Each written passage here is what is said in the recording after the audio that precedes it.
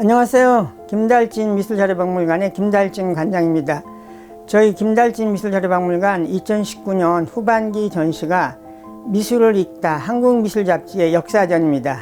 이번 전시에 출품되는 잡지는 200여 종이 나오고 있습니다. 1917년에 나온 미술과 공예가 있고요. 1921년에 나온 서화협회 해보가 있습니다. 근데 이번 전시를 통해서 우리가 그동안에 한국의 최초의 잡지는 서화협회 해보를 이야기했었습니다. 그런데 이번 새로 미술과 공예라는 잡지가 발견이 됐는데요. 이 미술과 공예 1917년 4월과 6월에 나온 두 권이 입수가 됐습니다. 근데 그 미술과 공예는 동양미술협회의 그 일본인 이사장이 만들었던 잡지입니다. 그래서 잡지의 내용이 일어와 한문으로 되어 있습니다. 그런데 그 내용은 한국의 그래도 고미술이라든지 우리나라 미술을 다루고 있습니다. 그래서 우리나라의 최초의 미술의 잡지가 어느 거느냐 이런 이제 논점이 제공이 됐는데요. 한편에서는 이 일본 사람이 만드는 이런 잡지인데 이걸 우리나라의 최초의 잡지라고 이야기할 수 있겠느냐 이렇게 얘기하기도 하고요. 또 한편에서는 어쨌든 우리나라 서화협회에서 나온 이 잡지를 최초의 미술 잡지라고 이야기하고 또 있습니다. 그래서 이거는 보는 관람자 또는 그 논자에 의해서 이렇게 얘기가 좀 달라질 수가 있겠습니다. 그 이후에 이제 해방 이후에 이제 미술 잡지가 이어지는데요. 1946년에 해방 후에 미술계도리가 좌익과 우익에 이렇게 나눠지죠. 근데 조용예술동맹이라고 해서 좀 좌익에 가까운 곳에서 나오는 조용예술이라는 잡지가 있습니다. 이 잡지에 보면은 네 사람의 필자가 그 이후에 그냥 월북을 했는데요. 거기에 보면 우리가 또 잘 알려진 이케대도 있습니다. 아쉽게 이렇게 월북을 했었고요. 50년대 들어서서 나왔던 잡지가 신미술이라는 잡지가 있습니다. 이 신미술은 문화교육출판사를 운영했던 이기성 씨, 그분이 그 판화가 이양성입니다. 그 이양성 씨가 문화교육출판사를 통해서 미술 교과서, 미술 전집, 미술 단행본을 만들어 냈었습니다. 그래서 그분이 신미술을 창간을 했었고요. 또 56년에 사진문화라는 사진의 전문적인 잡지가 창간이 돼서 쭉 이어졌습니다. 그리고 이번 전시에 50년대 북한에서 나왔던 조선미술과 미술 두 권, 또 세종의 북한에서 나왔던 미술 잡지가 선보이게 됐습니다. 그리고 그 60년대 들어서면서 신미술이 폐간 이후에 미술이라는 잡지가 1964년에 나왔는데요. 이 잡지를 보면은 거기에 포브아트란 무엇인가 이런 것이 실려져 있어요. 그래서 어떤 서양 미술의 팝아트의 흐름을 우리나라에 이제 처음으로 소개한 것 같은데요. 거기에 이제 포브아트라는 이런 용어를 썼고요. 또 그 잡지 속에는 우리 근대 미술사에서 빼놓을 수 없는 충곡 고이동 선생님에 대한 그 기사가 이렇게 심도 있게 다뤄져 있고요. 또 거기 재미있는 거는 서화협회 해보 이야기가 나오는데요.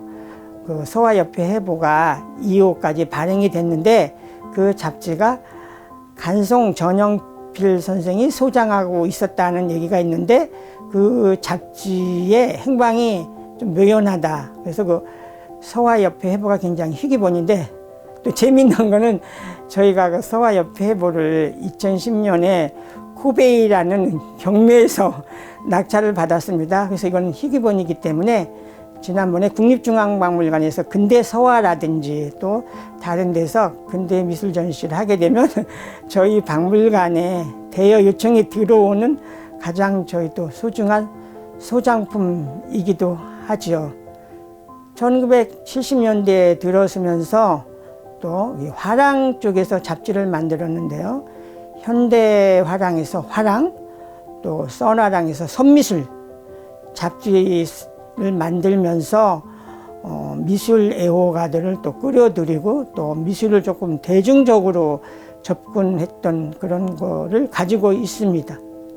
1980년대 들어서면서 우리가 그 올림픽이 열렸죠. 가장 권위 있게 발행되던 중앙일보사에서 나오던 개간미술이 1989년에 감별을 월간으로 바꿔서 재창간이 됐고요. 1984년에 월간 미술세계라는 잡지가 나왔습니다. 그래서 월간 미술세계는 이 구상미술이라든지 또 지역 작가를 다루면서 좀 더 대중 속으로 이렇게 파고 들어갔던 잡지입니다. 또 그 무렵에 그 가나화랑에서 가나아트라는 잡지를 격월간으로 발행을 했습니다. 가나아트는 80년대 우리 대표적인 미술의 흐름인 민중미술이라든지 또 제3세계의 미술 이런 거를 특징적으로 많이 다뤘습니다.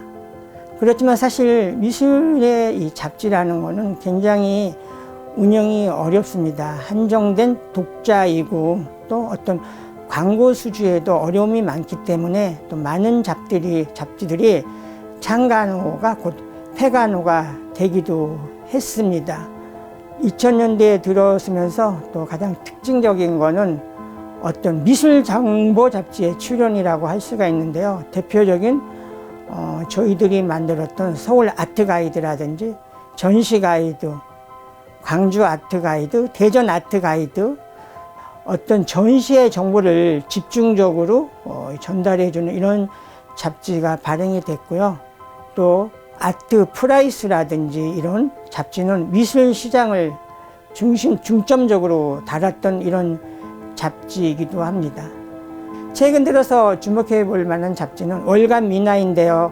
우리가 미나에 대한 것이 새로운 가치 평가, 또 미나에 대한 관심들이 많아지면서 미나 애호가 늘고 또 미나를 배우는 사람들이 많아서 월간 미나 같은 경우는 특정적인 독자를 대상으로 하지만 굉장히 성공한 잡지이기도 합니다.